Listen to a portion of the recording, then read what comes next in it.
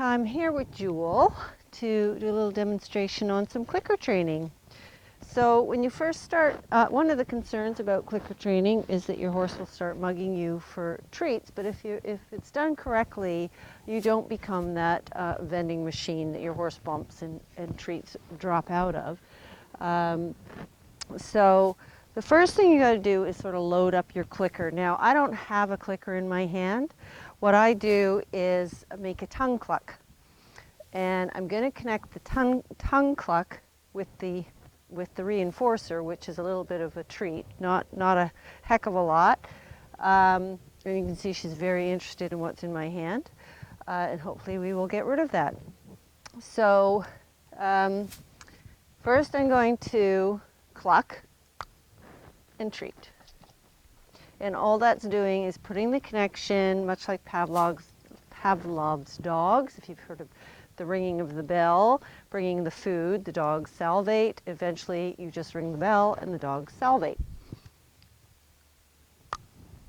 Cluck and treat, or click, or use a word. You could use a word that you don't use very often, like yes is another way to reinforcer. Somebody I know uses just the letter X. X marks the spot. And what I will do next, once I've started to make a connection of the cluck to the treat, is that as soon as she moves her head away from me, that's what I'm going to reinforce. That's the behavior I want her to do. And we did a little bit of this last night, so she's figuring it out really quickly. It might take a little bit longer for your horse. And it doesn't matter if it's a noise or something that distracts them. If the head moves away from your space, you reinforce it regardless. It's the same as if you're training a puppy to sit. If they happen to sit in front of you, you give them the voice cue and praise. If she bumps me like she just did there, I just ignore it. I can use my free hand just to protect my space a little bit, but I don't want to push her head out of the way. So that's the first few steps. Now, what we do next, I've already reinforced one behavior, which was stay out of my space. So the more I consistently make sure that I'm presenting the food away from my body, not in close to me, the horse starts to look for the reinforcer to come, which is your treat, to come out in front. Is that stuck in your teeth, Jewel? She looks at me, nothing. I can move my little pouch away. She moves her head, cluck and treat. Girl. So basically whatever behavior I want the horse to do, I'm going to look for that behavior, or I'm going to look for an approximation of that behavior. So basically a very small, what would be the tiniest step that would move her in the direction of the behavior I want, and I would reinforce for that. So let's just do something simple here because we're limited for space. So I could start asking her to take a step back. So I give her my voice cue. I'm going to touch her on the chest, back. And as soon as she does, I reinforce. The timing is very critical, which is why a sound is really what's tied to the reinforcer. The sound, the click, the word, needs to come precisely when the horse does what you're wanting them to do. The treat can be delayed, and eventually we can start to wean the treat out, so we become more than, instead of a vending machine, more like a slot machine that only drops a prize out every once in a while. And that actually makes the behavior even stronger.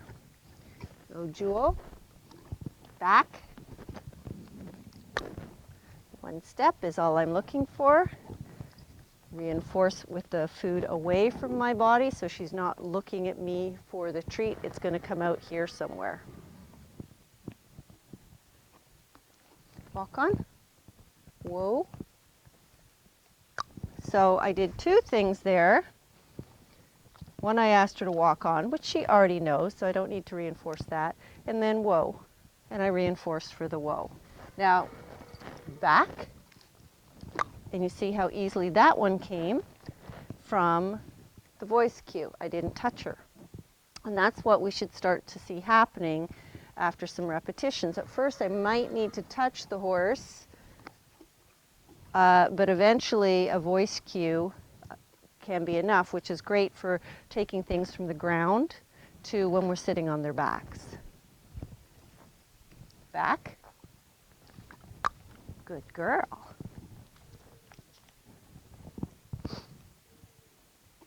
So I could do one step for forward, step.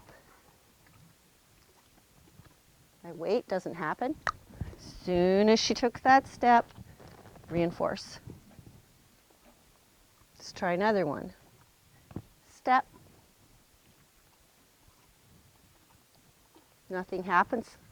I will ask again. Back.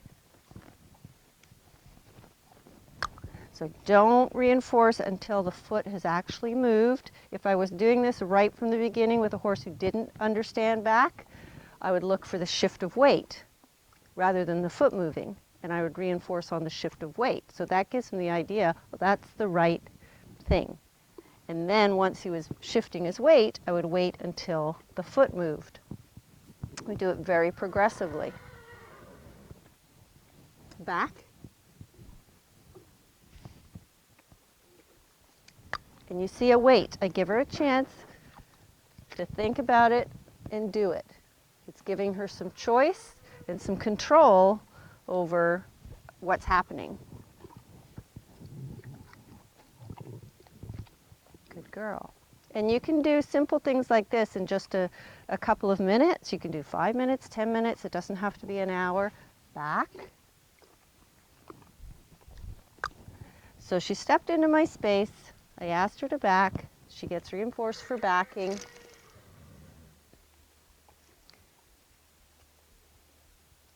So that she'll learn that when she's not in my space, she gets reinforced. And if she's in my space, notice I'm not pushing her head away. I'm just blocking with my hand. She can hit my hand won't hit her head. Not pushing her head or hitting her head. I'm just creating a boundary. And my hand just follows the corner of her mouth. Good girl. And I can reinforce for her head being away and not trying to go over top of me.